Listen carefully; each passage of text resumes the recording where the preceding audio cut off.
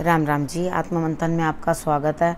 अब हम मूलांक 4 वालों के बारे में प्रेडिक्शन कर लेते हैं। मूलांक 4 वालों के लिए क्या कहता है ये स्प्रेड? अच्छा कहता है तो आगे बढ़ जाओ, ईश्वर का शुक्रिया अदा कर देना। नेगेटिव कहता है तो मैं हूँ ना, आपको मोटिवेट कर रही हूँ, आपको समझा रही हूँ, आपको बता रही हूँ किस तरह से आपने आगे बढ़ना। ठीक है, अब और आपने क्या, अब तो मैं आपको गुरु मंत्र भी बताती हूँ, मित्र शत्रुओं को कैसे हैंडल करना वो भी बताती हूँ, उपाय भी बताती हूँ। आपने करना क्या है, सिर्फ मुझे फॉलो कर लेना। अब संडे की बात कर लेते हैं। यहाँ पे मुझे ऐसा लगता है कि आपके लिए कुछ ना कुछ जो है खुश होने का मौका है कि कोई थर्ड पर्सन आएगा आपके कोई पुराने फ्रेंड हो सकते हैं, पुराना कोई रिलेशनशिप हो सकता है, वो आप तक पहुंचेगा और आपको खुशी का अनुभव होगा।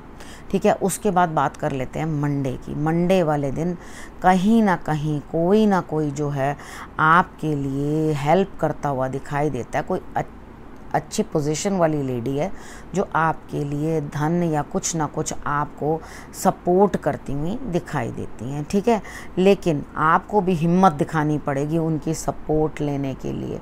ठीक है, अब आप अपने अंदर से हिम्मत दिखाओ और उनसे रिज़ल्ट लो। रिज़ल्ट आएगा लेकिन बहुत मेहनत के बाद। ठीक है, तो उनके साथ अपना रिलेशनशिप ज़रा बॉन्ड करके रखो, अच्छी तरह से समझो। अगर मैं आपको पहले से समझा दूंगी डेफिनेटली आपको ये समझ आ जाएगी कि मेहनत करने के बाद रिज़ल्ट निकलेगा, लेकिन निकलेगा ज़रूर, तो ज़रूर निकलेगा। अब हम बात कर लेते हैं ट्यूसडे की। ट्यूसडे वाले दिन मुझे ऐसा लगता है यहाँ पे कहीं ना कहीं कुछ ना कुछ जो है आपके लिए जीवन साथी के साथ या पार्टनर के साथ बैठ के बात करना या अपनी चीज़ों को मैच्योर करना, यानी कि अगर आप लव रिलेशनशिप में हैं तो मैरिज के लिए मैच्योर करना।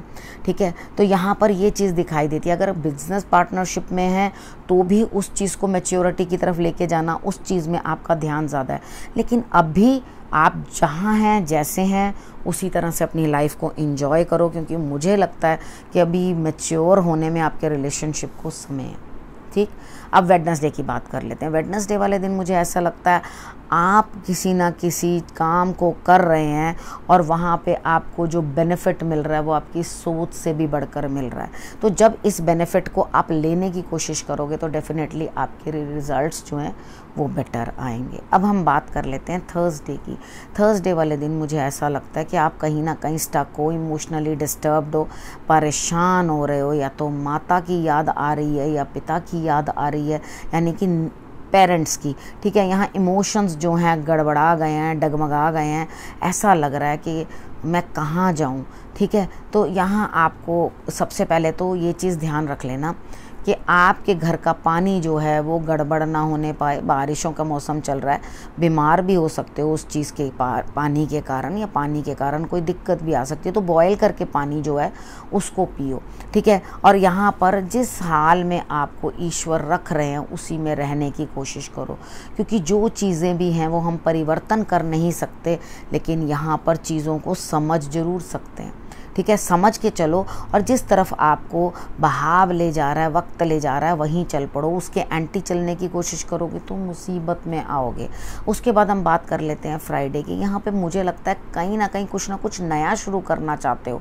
चीज़ें गड़बड़ गई हैं, मतलब गड़बड़ा गई हैं, परेशानी आई है, वो कार्य हो सकता है, इमोशनल डिस्टर्बेंस हो सकती है, आप किसी चीज़ के अंदर भी फंस के धस के वहाँ से जो है निकलना चाहते हो और नई शुरुआत करना चाहते हो, तो कोई दिक्कत नहीं है, कर लो।